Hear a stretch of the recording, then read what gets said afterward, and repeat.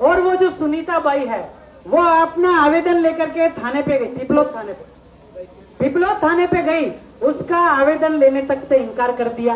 तो भाई पुलिस वाला तेरे कंधे पर सत्यमेव जयते क्यों है? किस बात के लिए है? किसका न्याय करने के लिए सत्यमेव जयते का उपयोग किया है?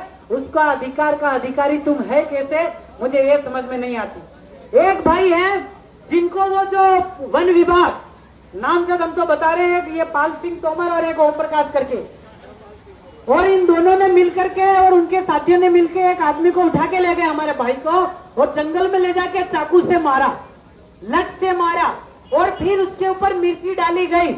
ये क्या मानवीय घटना है? यह अमानवीय कृत्य है।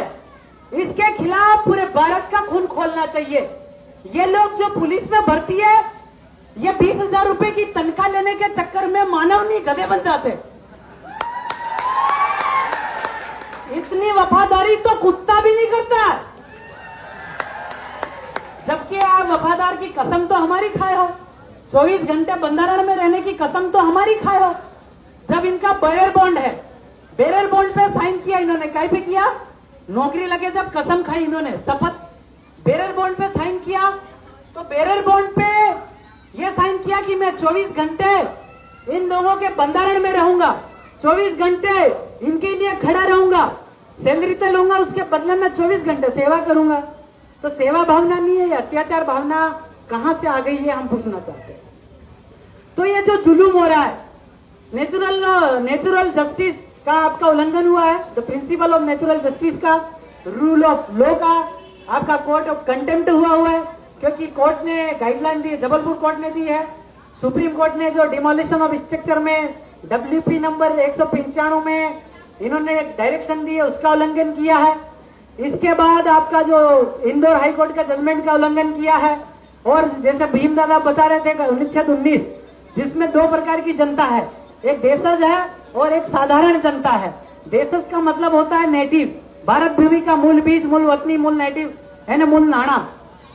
तो उसका उल्लंघन किया है, क्योंकि आदिम जाति आदिवासी परिवार या आदिम जाति आदिवासी क्षेत्र में शेड्यूल एरिया या विद्वान विधि जहां एग्जिस्टिंग करती है, वहां पे आपका आर्टिकल 19 का 1 क्लॉज 1 का ABCDFGH लागू नहीं पड़ता। मतलब यहाँ का जो आम पब्लिक है, आम पब्लिक का मतलब है कलेक्टर, DFO, पण जो भी हो, उनका किसी का पण यहाँ पे इनके ऊपर शासन करने का पण अधिकार नहीं, इनके ऊपर सम्मेलन करने का पण अधिकार नहीं।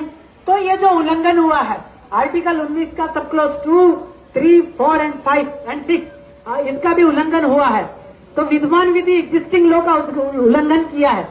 जितने भी सुप्रीम कोर्ट के जजमेंट है वो अनुच्छेद 41 के तहत इनके सारे न्यायालय पे, आपका तहसीली हो, पंचायत हो, आपका म्युनिसिपालिटी हो, आपका SDM हो, कलेक्टर हो, कमिश्नर हो, हर न्यायालय पे पण आप्रत है, लागू है। तो उसकी अवमानना के खिलाफ इनके ऊपर सेडिशन अर्थात राजद्रोह लगना चाहिए। और कलेक्टर, अभी जबलपुर कट्टी के कलेक्टर को सजा हुई है, वैसे इनको भी सजा होनी चाहिए। तो हम इसके लिए लड़ेंगे, मिलकर के लड़ेंगे। आप ये जो इनका उल्लंघन हुआ है, इस उल्लंघन के जवाब हम तो पूछेंगे।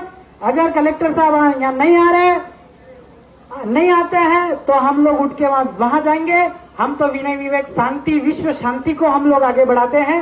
विश्व में अशांति तो आप फैलाते हो। कलेक्टर हमारा जो बड़ा बत्ता भी हमसे ही लेते हो, हमसे ही चाट के सैलरी लेते हो, और हम पे ही तुम अन्याय और जुलूम करते हो। इसलिए हम पूछेंगे तो जरूर, और शांति से पूछेंगे, कोई जोर नहीं, जबरदस्ती नहीं, चिल्ला नहीं, चोट नहीं, पर हम पूछेंगे कलेक्टर जी से, तो पूछेंगे, आज पूछेंगे ही पूछेंगे, और पूछे बगैर तो जाने वाले हैं नहीं। पुलिस भाई से निवेदन है कि